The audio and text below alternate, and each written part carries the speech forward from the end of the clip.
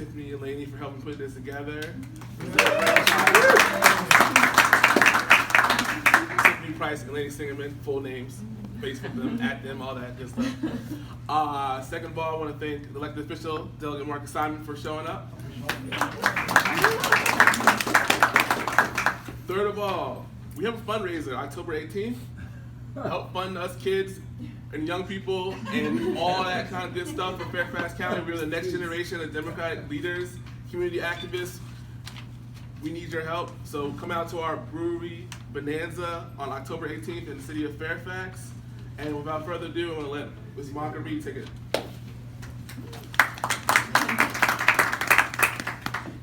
Well, thank you for the introduction, and I definitely want to thank the Fairfax Young Democrats for inviting me to be a part of the criminal justice panel.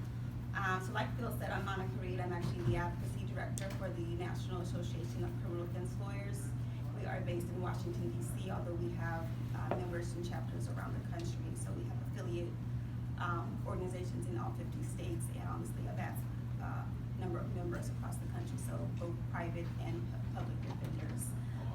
So we have definitely a number of experts on criminal justice here with us tonight. We're really going to focus on Fairfax County and Virginia as a whole, so that's kind of, we're going to deep dive into some issues that are plaguing Virginia and Fairfax County and get a better understanding of everyone's role, everyone's office in terms of criminal justice reform. So I think the order that we're doing for questions is people are writing them down on cards. We'll try to kind of intermix them during the conversation, and the ones that we don't get to, we'll hold till the end. So be patient with us. Obviously, we're here, we're going to be dialoguing on criminal justice reform. If there are instances where you're asking a question or you hear a response that you do not agree with, we're going to keep this conversation very respectful. So if there's something that you don't agree with, we are going to respectfully disagree. So I want to set that house rule from the beginning. We good? Good.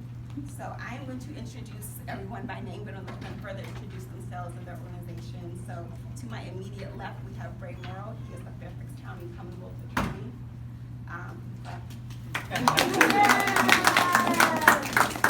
Kofi Annan with the Fairfax NAACP chapter. He is also the chair of the Criminal Justice Committee for the Virginia State Conference of the UNCP as well. So to his left, we have Dawn Buderak. Did I say that right? Buderak, okay. She is the Chief PD for Fairfax County. And at the end, we have James Abrino, close. He's an attorney and a leader with Justice for Virginia, which he will further explain as well. So I'm actually going to start reverse order. I'm going to start with James. I just want him to give an overview of, he's an attorney also by trade, so I want to give an overview of his practice and of the Justice Board Act as well. So I'm a private attorney here in Fairfax. First of all, thank you for coming out. So we're I'm a co-founder, a bunch of very good young attorneys in the area decided, hey, we're trying to make a little bit different approach to this. We need to organize. So we started an organization called Justice for Virginia, and the goal of it is really to get focused. How do we get down to the Virginia General Assembly and help affect change? The other leaders on this panel are the boots on the ground. What we're trying to do is really give the help so we can move forward and catch up with the rest of the country, because when it comes to things like discovery reform and how the Virginia criminal justice system operates, in a lot of ways we're very antiquated. So what our goal really is to get specific issues that we're focused on. Remarkably, there was just an amazing change in the Virginia criminal discovery rules. Essentially, what you as an accused gets an opportunity to see what charges are against you. So if you haven't heard about it, I'm sure we're going to talk about it, but take some time and look it up because it's important. It's a great change. Recently, there was an amazing change. The threshold of what it is, what the threshold of getting charged as a felony for theft has increased. So while I wish we could claim credit, I think it was more these guys up here that were able to do it. We're kind of almost a startup organization. So at some point, I'm going to want everybody here to join up because our goal is really to get everybody together and to keep everybody focused. Right now, there's a lot of hot topics going on, so it's easy to keep organized and keep interested. But our goal is when the wave kind of slows down, to still keep the focus. So I appreciate you guys coming out. I do private work here as well, but my real goal is to help everybody here affect change. So. And Don, can you talk about your role at the PD's office, kind of explaining the office? How does someone, if they need an attorney, get qualified to get appointed a public defender? Sure. So once again, my name is Dawn Budarak. I'm the Chief Public Defender for Fairfax. I've been a public defender for almost 18 years now. It's been my entire legal career. It's been at the Fairfax County Public Defender's Office. I became the Chief Public Defender just over 2 years ago when my boss became a juvenile court judge in Fairfax. Our office has 21 attorneys, 3 investigators, 2 mitigation specialists, and a variety of other support staff. We represent over 6,000 people every year. And our office has an administrative office in Richmond where we're run by not only administrative office, but there's the Indigent Defense Commission, which is political appointees that make overarching decisions about how each public defender's office is going to be run and funded, and budget issues and all those sorts of things, and lobbying the legislature for change and those sorts of things. Individually in my office, we are divided up into essentially 3 divisions: those that handle misdemeanors, those that work in our juvenile domestic relations court, and the team that then does the rest of the felony docket, which is our largest group of individuals. In order to qualify for a public defender, the court has to appoint you to our office. There are another sort of subset of private attorneys that do court-appointed work, but however, the legislature has determined that we're supposed to get the majority of those cases that come through the court system. We obviously can't represent things where there's conflicts, like if there's co-defendants, we can't represent both of them, only one of them, there's ethical concerns. So those are the types of cases where other people would be appointed, but our office gets the majority of felony cases, and then probably about half of the misdemeanor cases that come through our court. The threshold for being qualified is typically if you're below the poverty level. However, there's a division in the court called Court Services. They ask you questions about your sort of essentially your debt to income ratio. How many children are you supporting? What kind of debt do you have? Those sorts of things, and then they make a determination of whether or not you economically qualified to get a public defender. At that point, we'd be appointed. There are times, however, where people are incarcerated, and the judge will say, well, you obviously don't have a job now, so we will appoint you to the case. There are times, too, where there's other court-appointed attorneys needed to get out, and we have to take over. We handle everything from misdemeanors, felonies, all the way through the Supreme Court of Virginia, so we do our appellate work for all of the cases that come out of our office as well. Anything else? Okay, perfect, thank you, Don. Yes.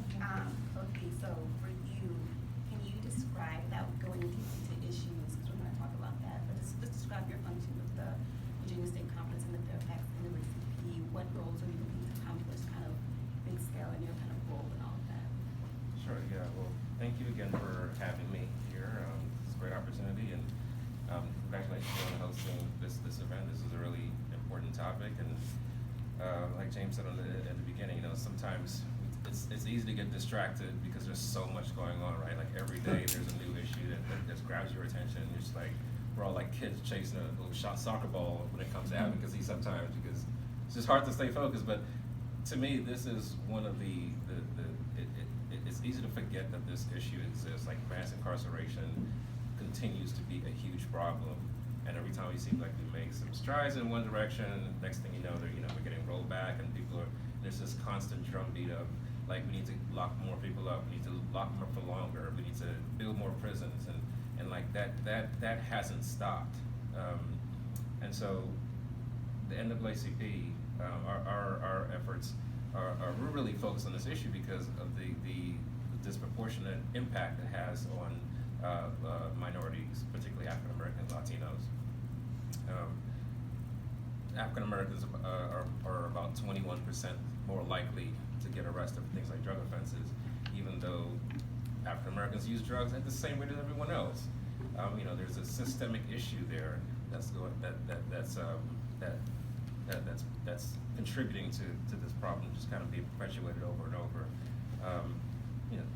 Virginia itself incarcerates about 550 people for every 100,000, which is 15% above the national average.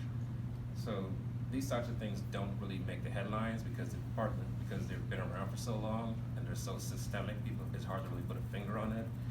But it's our job as NAACP to remind people and to continue to raise awareness. So here in Fairfax, we've made a lot of strides in a lot of different areas. The most recent, probably most significant, was getting the Memorandum of Understanding changed to rescope the duties of the school resource officers, so that to reduce the chances of them arresting kids for trivial things like disorderly conduct, which was an issue. There was one little school not too far from here where there were 36 kids that were arrested for disorderly conduct in 1 year. And these are the types of things that are just no one knows about, doesn't make the headlines, and it just continues to happen. On the state level, I recently just took over as the state level criminal justice committee chair about 2 months ago, so I'm still feeling my way out.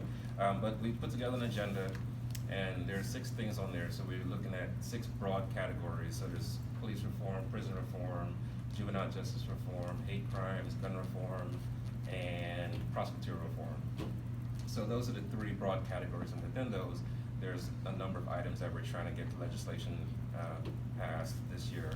And so we're just working with legislators like Delegate Simon in the back there, and to try to work on some of these things. And we're going to be hosting a symposium on November 17th down in Richmond on criminal justice to try to turn some more momentum about the topic. And Brandon, can you talk about the function of the Commonwealth Attorney's Office and the role of the Commonwealth Attorney General?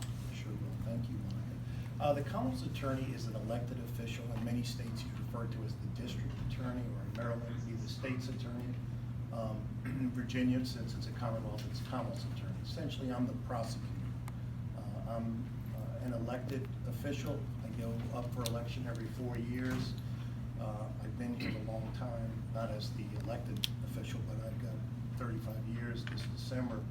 And as a prosecutor, I first began as a defense attorney and a court-appointed attorney, and I thought I would do a few years in the prosecutor's office and then go back into private practice and continue with criminal defense and civil work. But I developed a passion for the job because if I was a lot smarter, I'd be a doctor, but the mission in my job is to do justice. And they call us actually a minister of justice in the case law. And the notion of having a job where every day you're supposed to do justice, free the innocent, convict the guilty, and treat people with dignity was alluring to me. I have 33 assistants, 34 of us counting myself. I have about 7 support staff, and this is a county of 1.3 million, I think, last count. So we are incredibly understaffed, always have been, probably always will be, although I've lobbied on many occasions to get more assistance. There's a pie in the system. Money has to go to mental health, it has to go to law enforcement, it has to go to a lot of places. And I don't get as much as I'd like, but I think we get enough to get the job done. Our job under the Virginia Code is to prosecute felonies, not actually misdemeanors, but we're allowed to do it. So what we do is we prosecute misdemeanors where attorneys are involved, because we wouldn't have enough attorneys to prosecute every misdemeanor that comes through. I think the judges, I was talking to a couple of judges today, and they said they had 300,000 misdemeanors last year. So we will step into a case if a citizen asks us, or somebody comes to us and says, hey, my son is charged with trespassing or disorderly conduct. I don't think he's guilty. We'll always look into that and try to help that person out. We do everything from murder on down. My passion initially for my first several years was child abuse and crimes against women. I've tried dozens and dozens of rapes and child molestations and murders, unfortunately. So I'm happy to be here. I thank Tiffany and Laney for having me. I want to tell you some of my ideas and where we're going in terms of what I think is really a wave of criminal justice reform, not only in Fairfax, but across the country. We've been involved in what I think are some innovative programs to try to use the whole community and to work with others to reduce the incarceration level. The people who should be in jail are the people who are dangerous or who have committed very serious crimes. So thank you for having me. Thank you, everyone, for that good overview. I want to kind of dive into some of the drivers of incarceration in Virginia. So, and looking up, researching for this event, so the ACLU, National ACLU, recently released a report. They have this campaign called the Campaign for Smart Justice. And they've released a 50-state kind of blueprint analyzing like, the drivers of incarceration in each state and having recommendations on how to reduce the prison population in each state. So I'm gonna give some stats for what they cited for Virginia and talk about some of the drivers, and you can see if you guys agree with their assessment. So starting off, they had said in 2016 that Virginia had the 11th largest prison population in the country. So currently incarcerating 37,813, 2016 numbers. When you include people in local jails and community supervision, that number grew to 127,000 people who are under correctional control in Virginia.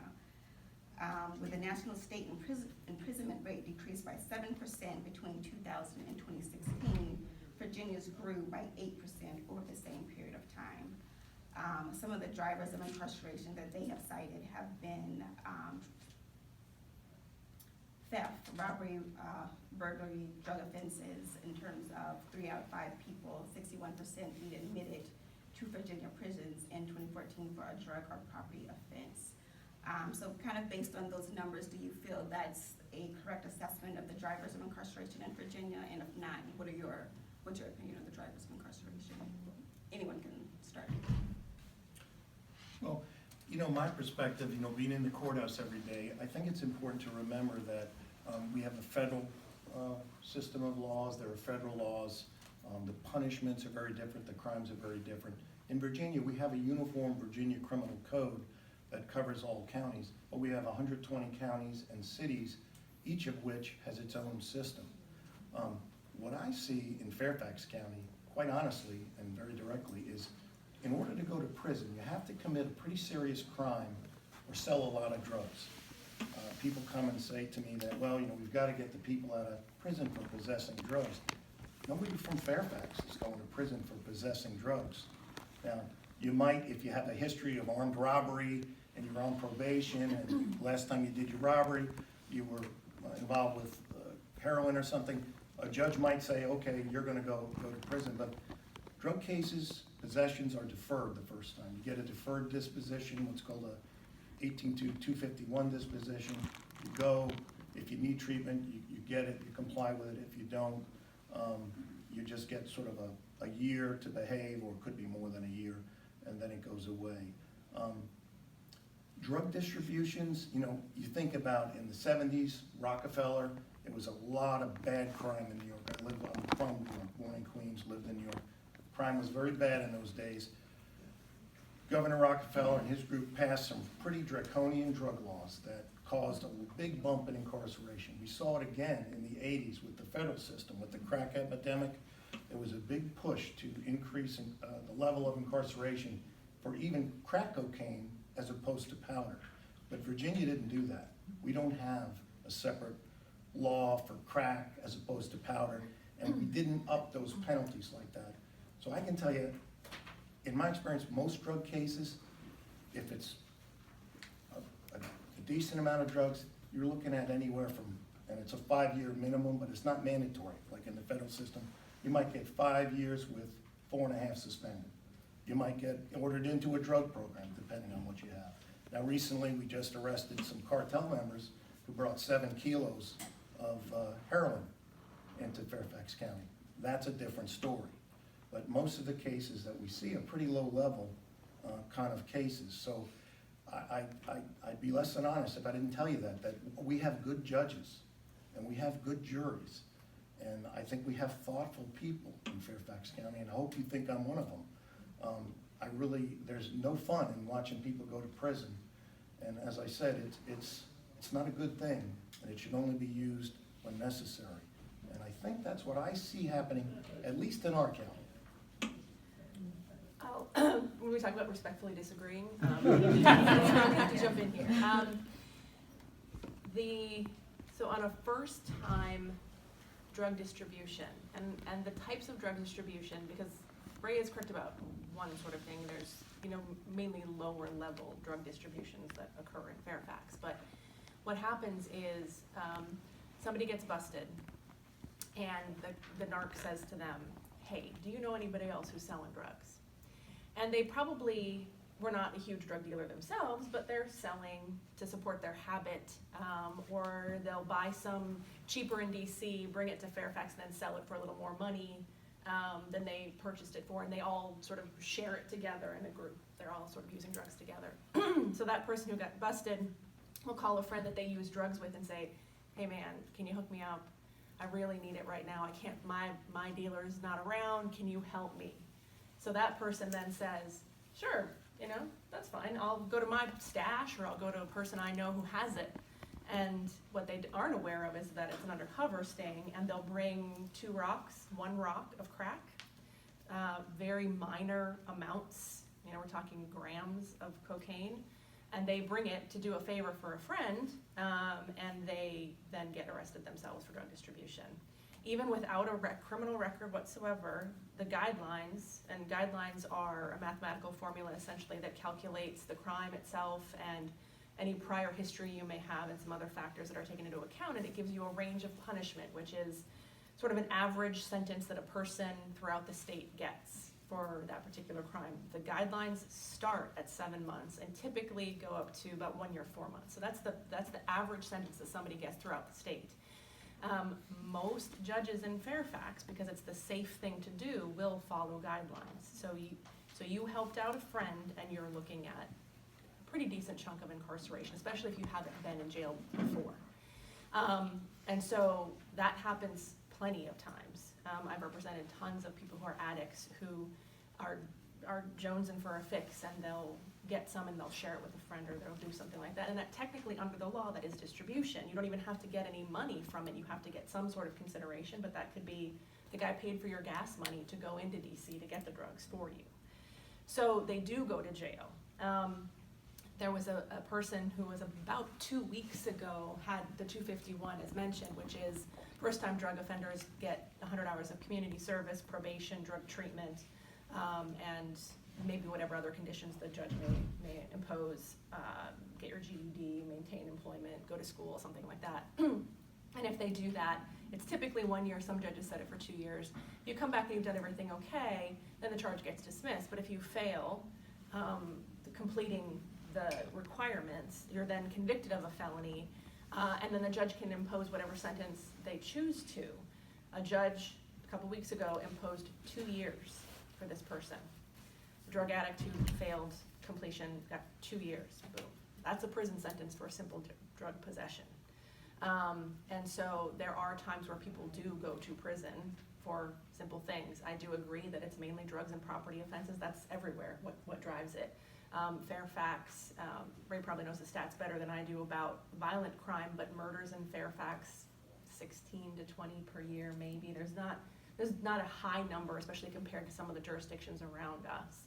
So violent crimes are not what I believe puts people in jail. Well, we represent plenty of people charged with violent crimes, whether or not they actually committed them is another story. But so plenty of people are going to jail. The other thing is, for example, there's a lot of lower level offenses like petty larceny that's a misdemeanor up to 12 months in jail. Your third offense becomes a felony, and that's the same thing for DWIs and a variety of other offenses in the Virginia Code. So you'll have somebody who is an addict who steals a lot, whether they steal a beer from the 7-Eleven 20 times, or they're stealing something from Walmart or Target or whatever to sell, or something from Giant. The third one becomes a felony, and people go to prison on those types of offenses. They're essentially chronic thieves that have a drug addiction. So there are plenty of crimes where people go to prison. I've seen it. I've had my clients do that.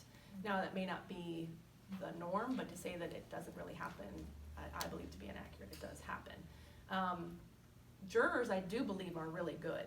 There are plenty of times where my client might be found guilty, or the chances of being found guilty is pretty decent based on my assessment of the facts. And I'll take the case to a jury trial, because in Virginia, juries do sentencing. And jurors can, in my opinion, be very sympathetic to a person in that particular situation, about a drug addict who's struggling, especially if they've made strides between the time of arrest and the time that we go to trial. So I've taken a lot of things to trial, just hoping a jury does a better sentence than a judge will. Or because my client can't make probation because they are homeless or mentally ill, and they aren't gonna be able to get the types of services that they're gonna need. Fairfax is taking strides in helping in that. They've, people probably might be familiar with Diversion First, which is trying to divert people from arrest who are mentally ill. There's a lot more funding from the county that's been going into mental health services. We have the Veterans Treatment Docket, and also we're starting a drug court, very small at this point, but in an effort to treat as opposed to incarcerate, which I think was what was going on for so long. Let's hope it works. If I could respond just briefly, I appreciate everything Dawn said. I'm not sure it countermands what I said. It was pretty close. You think we would be enemies on the other side of the fence, but we're not. We're opponents in court, but I think we have a mutual respect, and I certainly respect Dawn. With respect to a situation where an addict goes to a friend to get drugs or sells drugs, there's a thing called an accommodation, which takes the distribution case down a few notches. I'm not sure what the guidelines are, but it's less than 6 months if it's even It would jail be, time. it would be, but So- it's really hard to prove that. I mean, it's really hard to get an accommodation or get an offer to an accommodation. I don't know about that, I've done it as a defense attorney, but in other words, if you're not selling for profit, it's two addicts and they're passing the drugs, or hey, can you give me something, I need something, you give it, it's a different ball of wax. And I don't know, we have to prove the prosecution, the burden is always on the prosecution. The defendant, if we don't prove it was for profit, it's an accommodation. And believe me, we're sensitive to those issues. I do recognize that we can't arrest our way out of the drug problem. Arresting people who have essentially medical problems really doesn't help. They don't really belong in the jail. They belong in treatment so they can get better. The people that I know now, I did a little scan of who's in jail. Some of the people who are in jail for possession are awaiting trial or awaiting sentencing, and the parents or the family don't want them out because they're addicted to heroin. So far this year, I've read 55 autopsies of young people, middle-aged people, who died of fentanyl or heroin. And I get every autopsy in the county. Last year it was 117 people dead. Many of them minorities, underprivileged people. Drug distribution is a serious offense. I can't speak to a case where a judge gave somebody 2 years on a possession. I don't know the facts. I am confident, though, in our bench that they do a good job. And I will say that Dawn's office has worked with us, the police, and other stakeholders who care about justice to move forward with some of the programs she mentioned. And I think those problems are one way to sort of turn the tide against mass incarceration or automatic incarceration for various crimes. And the one she mentioned, the drug court. Now, we had a drug court before in Fairfax County many years ago. I'm no longer a young Dem, I confess. But we had one many years ago. We couldn't get people to join into it because the penalties are so low. And I agree, because I don't think you can arrest your way out of drug problems. I think it's a medical problem. But you don't really, and I'm sure I've missed some cases. There's some cases where it's happened, but like we said, the first time you get a 251 disposition, I guess there's a judge who will give some significant time on it. I don't doubt it, but there's not that much of a penalty, and the drug court is hard because the people who are on drugs are sick, and it's hard for them to stop, and they need sort of a carrot to keep them going. And we couldn't keep it going because nobody wanted to be in it. The attorneys were like, my guy doesn't want to be in that. He's probably going to violate anyway and be back and forth. So I wish I had thought of it, but others way smarter than me thought of it. Social workers and activists, I guess you'd say. We've got a new drug court. This one is not for the first time person. It's for people who fail, like public defender said. They fail at their treatment. They flunk out. The judge has given them a few chances. Well, we'll take them in this program, and we'll get them treatment. We got a bunch of collaboration. We were trained. Dawn, I believe, sent one of her folks. Yeah, two Dan- of mine. Two people. So that's a commitment from what is another very busy office. We sent someone down there to Houston to train. We got the Supreme Court to give us a drug court.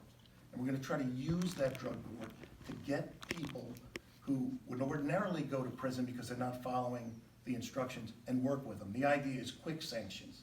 In the old days, when I was a kid, judges said, well, I'm giving you 2 chances. Now I'm giving you the whole 5 years or 10 years, whatever. Now, we're not gonna do that anymore. This is a good thing. This is progress. We're gonna say, okay, you messed up twice, you're gonna serve 3 days in jail. Then we're gonna take you out, put you back, you mess up again, okay, you're gonna get 5 days in jail. And maybe change the circumstances, maybe get an inpatient. All this takes money, and I know you all are obviously activist people or people who care about society in general, and I hope when it comes up in the General Assembly and in the county, we push to fund these things. But this is progress, I think. These rehabilitative courts, that's the answer. Like I said, I don't think we have the draconian laws. Like, I remember in the 80s during the crack epidemic, if a case went federal, goodbye. They had amazingly harsh sentences. I mean, people I tried for murder got less. So we're trying to do better. We're working with our counterparts. And I have faith that it's gonna work better with these new ideas that are coming in. And you know, 6 months from now, a year from now, a professor, a public defender, somebody's gonna come up with a better idea. And we're gonna use that idea, and we're gonna keep going forward until we make it right. If I could just- Hey, Kofi, you go. You get first. Go All ahead. right. It's great to see that we are moving to do things like the drug court and things like that. I lived through the crack epidemic. I grew up in DC. The response to us was more police, more jails. I had the National Guard on my block with, like, you know, Humvees and crap, you know, so like there is always a racial component to how we treat the criminal justice system and how we respond to it. It's not a coincidence that the opioid crisis is being described as a health crisis. Crack cocaine wasn't considered a health crisis, right? There's a push to decriminalize opioids because it predominantly affects suburban white people. That's the truth. Whereas other drugs, crack, marijuana, there's no effort really there's no buzz around trying to get that done. That's one of the things that we're hoping to get done this year. But if you're gonna decriminalize opioids, you better also decriminalize marijuana, because the point is drugs are drugs. If it's whatever your drug of choice, doesn't make you a worse person, doesn't make you any, you know, deserving less compassion. And so we need to just philosophically just think about how we approach drug addicts differently. 50% of our people in jails are there because of drugs. So we are moving in the right direction with things like the drug court, with things like diversion and stuff like that, but we still have a long way to go, and all of we're still up against that wave of tough on crime, war on drugs. That wave has never ended. So I think some of you talk about drivers that lead into mass incarceration. Some of this starts before even people start interacting with the police, because there are things like, you know, we need to invest in our kids, we need to invest in our communities. We'd rather pay twice as much to build more police stations. We're about to spend like $100 million here in Fairfax over the next 5 years, hiring more police officers, getting more vehicles, and building like 3 new police stations and a new evidence building and a new test track, and you know, but comparatively, how much are we spending on like mental health professionals, on counselors, on things like that? It's minuscule. And so we talk about all the good things we're doing, but let's not pat ourselves on the back too much, you know. So. Yeah, just before James goes, I want to kind of piggyback off of that, because one of the things that the ACLU highlighted was the cost savings, if we could actually reduce the prison population. So by their estimates, if we could reduce it by half by 2025, the Commonwealth would save $1.1 billion. So it is incumbent upon us to try to do that, because like you said, there are other resources that we could be investing that money in. James, did you have? Yeah, and actually, paying back off that, it's not just that we would save money for the government and not spending on, more planes and guns and all that. It's also the productivity that people have that no longer are shackled by a criminal record, right? You look at a marijuana conviction and you think, oh, that's, from a defense attorney, like, it's not that big of a deal, right? Well, when they sit in that first job interview, what's that? You got two applicants, right? And they can't get that job because of that one conviction, right? And you think about the young kid that had the marijuana conviction, and first of all, I want to say my perspective is a little bit different from everybody here on the panel. I have the fancy private attorney job, right? I was a public defender before, so I've been in there. And first of all, I want to say, if I'm ever charged with a crime, Ms. Budorak is who I'm going to be calling. So, first of all, we're talking about adding money. I want to make more money go into the public defender's office because they get a bad rap. I have people call me and say, oh, I got a PD on my case. I'm like, you better go back, because they just tried 3 cases in front of that same judge yesterday. So don't tell me, I can hold your hand, and I think I'm a good attorney, but like I said, if I need somebody on my side, if she's willing to, I'd call her. But so my perspective is a little different, because I'm close enough to where I can kind of see it, but I'm far enough away to where I'm not like boots on the ground to where they're seeing the numbers. So what I can tell you is from the anecdotal situation. So I can recall, and this isn't in Fairfax, and I can tell you as far as juries outside of Fairfax, I think Fairfax, the juries I've tried are great, but there are some juries that I'm scared of. Go down to Stafford, right? And you've got a minority client, and I'm like, we need to rethink this, right? And you can figure out why, and all that, but I've had situations where I had a 35-year-old African American client. He had 3 prior theft convictions, right? Mental health, drug issues, obviously. This was in Loudoun, so there are resources, but he had the kind of record from as a child. He never had that opportunity that I had and that a lot of people have. I get him on a theft of beer, a theft of a 6-pack, right? But his guidelines, if he's convicted, and I don't remember the exact number, but I remember thinking, Jesus, if he gets convicted, we're in trouble. So he ended up having to take a felony and do serious time over a 6-pack. Now, some people will say, well, James, that's your fault. You're a bad attorney. And sometimes I lay awake at night thinking, maybe I am. Because I had to sit there and help him make that decision. And ultimately, it was his decision. He was scared. And could I say to him, I'm sitting there thinking, I got these great arguments. I think a jury's going to hook us up, and I think they're going to find him not guilty.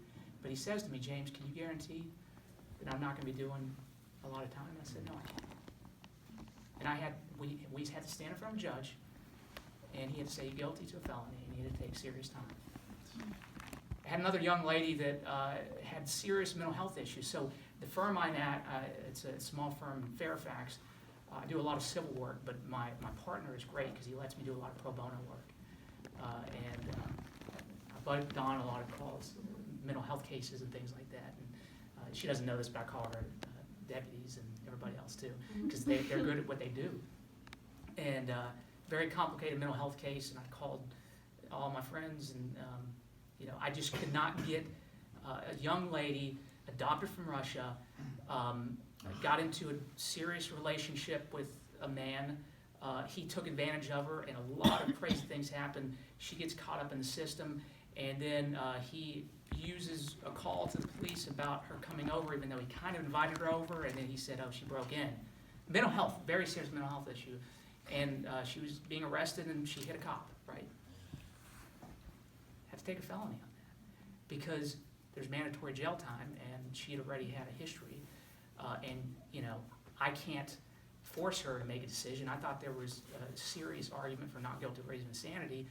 But here's the thing, and I know prosecutors disagree, but if you have somebody with serious mental health issues and you want to argue not guilty of raising insanity, you can't say to the jury, hey, they're not going to be released in the public. They're going to be considered maybe committed, but that's not told to a jury. And when I said that to her, I said, I can't get that instruction, I'll fight for it, but pretty sure I'm not getting it.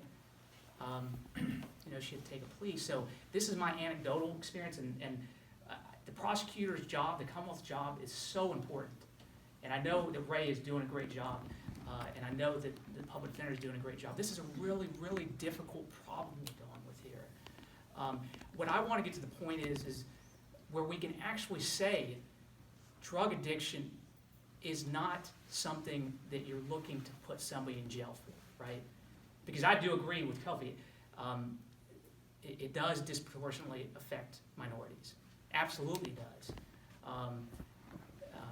I've lived all over the state, and depending on which part, I grew up in Southern Virginia, and I was treated way differently than I am up in Northern Virginia, and I'm part Asian, so a lot of ways I get a pass on certain things like that. So when I have clients that come in, especially as a public defender, again, this is my anecdotal experience. I'm not saying I'm going on statistics. I'm just telling you what I see. I know there's efforts being made, and I appreciate it, Ray. Diversion first. I will. Ray's deputy calls me up, so I'm part of another organization called National Alliance of Mental Illness in Northern Virginia. It's an organization that helps the family of people affected by mental illness. So mom and dad have a kid that literally is schizophrenic and can't control them, and they've got to call the police. You can call this organization, and they'll set you up with support groups, and they'll hook you up with local services. And Ray's deputy, Casey Lingen, reached out to me a couple weeks ago and said, look, I hear what you're doing, and I'm not taking credit for it. I hear what your organization is doing. I'm on the board. I get to put it on my resume, but I'm not the one getting the work done. And he reached out to me. I appreciate that, and I appreciate the effort. But Kofi is also right. What I don't want to be in is a position where we get to pat ourselves on the back, right? I just hope that at some point we get to the point to where it's not. Yeah, go ahead. Sorry. I don't know if you're taking questions. Not Not yet. I'm gonna Yeah. finish up. My emotions are getting away, so I'll stop there and then we'll move on. So. I'm gonna let Ray, he's gonna quickly. sum Just up. real quick on diversion first. That's another rehabilitative court we're working on, and it goes beyond just court. The chief of police, at least the Fairfax chief, so far is cooperative with us in his department. We're actually trying to divert people before they get into court. We're trying to get officers who get into encounters with people who are mentally ill. And I hope that case wasn't in Fairfax where somebody. I'm going to plead the fifth on that one. Yeah, you give me the name later, I'll look it up. I appreciate it. But anyway, we've diverted people off the street who get in, if you hit a police officer, it's a mandatory, 6 months or something? Years ago, they changed that law. So the police are even cooperative with that. Jail is no place for mentally ill people. They get hurt. It doesn't help them. It's a bad situation. So what can we do? We're working with the Community Services Board, police departments, people like James, men and women of goodwill, and all sorts of agencies to divert these people, not even charge them where we can. If we find out they were charged, we can deal with that later. We had a case recently where somebody was charged in jail. They had a detainer on them, which means, I think it was Arlington County had a hold on them for another crime. We were able to, actually, it was Casey again, I asked on this one as well, call over to Arlington, tell them this person is bipolar, we're trying to work, get her into treatment, get her some help instead of having her languish in the system, and they dropped their charge. And we were able to get her into a program and get her moving. We had just one recently, someone arrested for grand larceny, stole a whole bunch of coats from Burlington Coat Factory. We continue the charge to be dismissed, and we got them into diversion first. Right now, we're doing dockets with diversion first. We don't have a full-blown court, but we're gonna try to get one. So we have these dockets, we have a judge who's committed, lawyers who are committed, and I'll stop talking. And we try to get these people in there and get them out of the system. And, I'm not patting myself on the back. I know there's a long way to go, but we're trying. Just real quickly, does Fairfax have a mental health court? Yeah. No, we're about to. So in general district court, which is where felonies start and where misdemeanors are adjudicated, the judge, there's a judge who has put in a request or is in the process of putting in the request, I think it's due next month, to be approved by the Supreme Court. We've started now as sort of a precursor to that, one of the ways that you can be released from jail is by being put into something called the supervised release program, which is essentially probation before your court date. And one of the ways that we're trying to get people with mental illness out of jail, and one of the, so when you're talking about the diversion first model, there are different intercepts in the system where you can intervene and try to help somebody. The diversion before you even get arrested is the first step. After you're incarcerated, it would be intercept 2, and that's where we're trying to get people out of jail, because the sheriff's department does not want mentally ill people in the jail. They don't have the resources, and the sheriff's department is not mental health care providers. And so a lot of people get put onto supervised release to get out of jail when they have mental health issues, and some for certain substance abuse issues as well. And so we have this, what we're referring to sort of as an SRP compliance docket, so where people have stumbled, people who are maybe not making all their appointments, or where people are struggling to connect with resources because of a variety of factors, mainly related to poverty. We bring them in and say, okay, how can we make this work? And what's happened is it's a very collaborative. The prosecutors there, defense attorneys are there, the probation officer's there, and the community services board is there, so they can say, look, we have this lined up for this individual, and it either is, okay, let him out of jail so we can have him go meet with this person, or we've just met this one time, but we're able to do this. And so that's sort of the precursor to a mental health docket. And Judge Snee, who's the judge who's applying for it, is very positive that we will get that, and we're hoping to hopefully start it by the end of the year. The parameters of it are probably going to be something similar to like a drug court or the veteran treatment docket, where depending on the severity of the offense, there may be actual deferral, so you may end up with a dismissal of the charge, you may get reduction of charges, those that you may avoid jail time depending on the person's particular situation. And so that is, we're very hopeful that that will be coming soon. If I could just add one quick note. So Real quick note, because I want to kind of move on. yeah, 10 seconds. So we're fully in support of all these programs like Diversion First and everything else. But from our standpoint, what we want to do is make sure that the county is collecting enough data to show that minorities are actually benefiting from these, because we know there are biases in play, and we know that you know, minorities get treated differently at all stages of the justice system. So what we want to do is make sure that they're actually collecting data to show, like, if you're a homeless, mentally challenged African American person, you have just as much of a chance of getting into this diversion program as if you were white, for instance. And so right now, the county actually does not collect data from all of these points, but we're working with them to try to make sure that they're actually collecting the data to make sure that there's equity in the programs. So I want to kind of revisit the uptick in incarceration rate for Virginia. So going back to some of the stats where the national trend has been downward, and we're between 2000 and 2016, Virginia has been upwards. So I want you to briefly, a little more briefly, touch on that. What are your thoughts? Because obviously we're doing something wrong. Just to be blunt, we are doing something wrong if we're upticking and the country is down. So what are your thoughts on that, very briefly? Who wants to go first? I don't know what would be causing Virginia to be different from every other state, because what I've seen has been pretty consistent throughout my entire 10 years as a public defender. I don't notice it changing dramatically in either direction. And I know specifically with an organization that I'm on with Kofi, where we went and toured the jail, and they had mentioned that their population is a couple hundred down from the norm right now, and I think that's due in part a lot to Diversion First and mentally ill people getting out of jail. So as far as what's happening statewide, I can't speak to that. I don't know why. Ray seems to be in accord with me that I'm really not quite don't sure know. why. I can, you know, I hear horror stories. We have public defender conferences, and I hear horror stories from some of those other jurisdictions, like Stafford and others, that I don't think have the type of jury pool that people in Northern Virginia have. So I could engage in wild speculation as to what I think is going on, but as to how that is, because I haven't seen what I would consider any kind of significant change in incarceration levels from my perspective and what I see. Maybe it's because it's statewide, and so, It's because I don't notice it either, and we sort of drink from a fire hose in my job with so few assistants, but I don't notice anything like that. Okay. I want to, just real quick, a diversion question. So is anyone tracking the cost savings from the Diversion First program?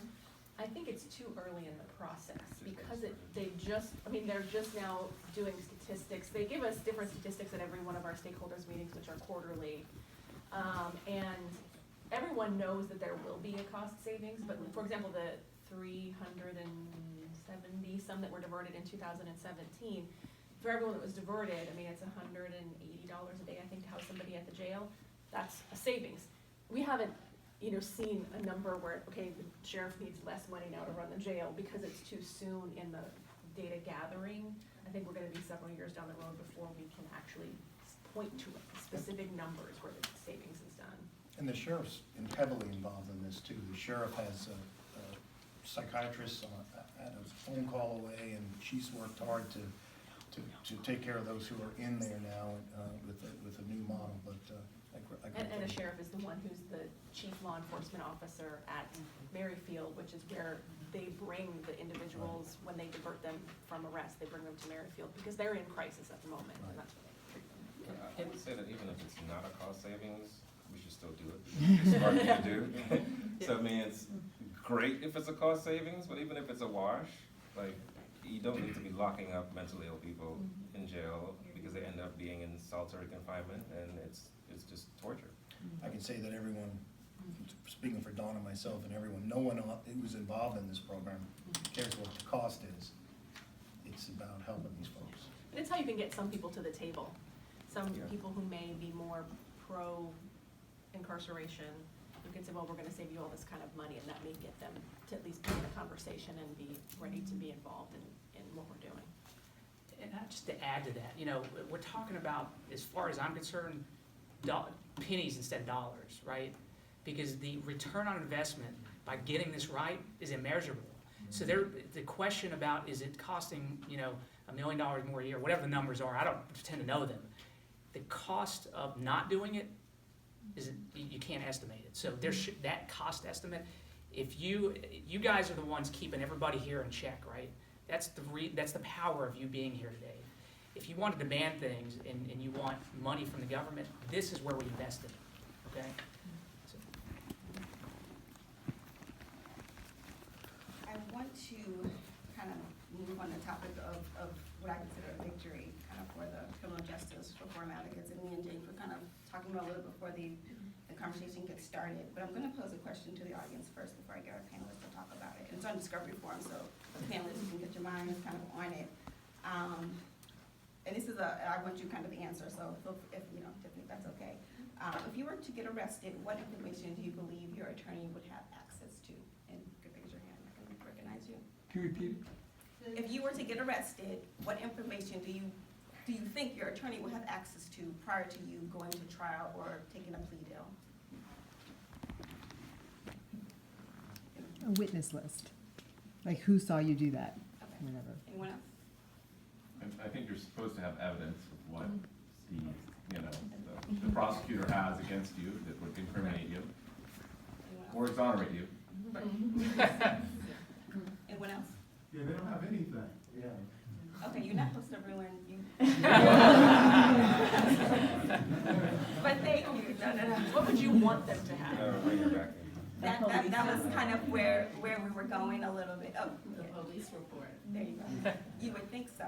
So unfortunately, with your witness statements and your police reports and the evidence that's probably in the police report, before now, or I guess I would say currently, your attorney does not have access to it. No, they're not required entitled to. They're not entitled to Under access. the current rules, you're not entitled to have it. Because we Depending on give where- it. Yeah. Well, I know you're excited. I got something to say. I'm gonna let you go. Cause I'm not gonna talk about too much, but I want Dawn and kind of James to give an overview of what the current criminal discovery rules are before what the Supreme Court did. So earlier in September, so this month, the Supreme Court overhauled criminal discovery in Virginia. And as someone who's been working on the national side and working with our affiliates and working with James and folks' groups, we're very excited about this. I'm gonna let them kind of explain it, but the new rules take effect July 1st of 2019.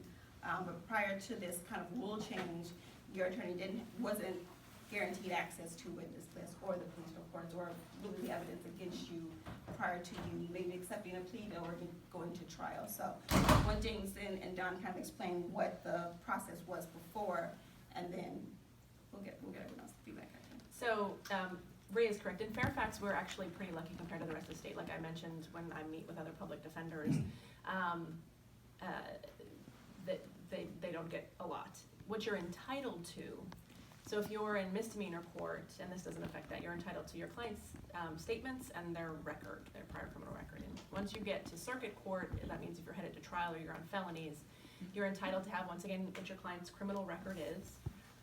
You're entitled to your client's statements to law enforcement.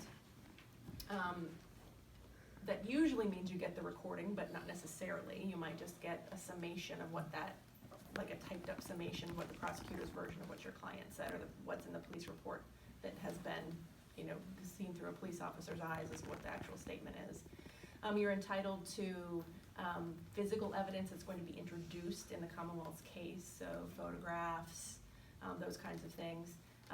You're entitled to view the other physical evidence. Let's say it's a murder and there's a knife. You're entitled to look at that knife. You're entitled to scientific reports. So the lab report that says that it's drugs, or the autopsy report that lists the cause and manner of death. And that's pretty much all you were entitled to. And Brady. And Brady. What is Brady? I mean, correct. You're entitled to Brady. Brady is anything that's exculpatory, anything that helps you either in guilt or innocence or at sentencing. So it could be somebody saying, he did this crime, but he was really nice to me when he did it. So that would be something you could argue to a judge that could mitigate the sentence. So that type of information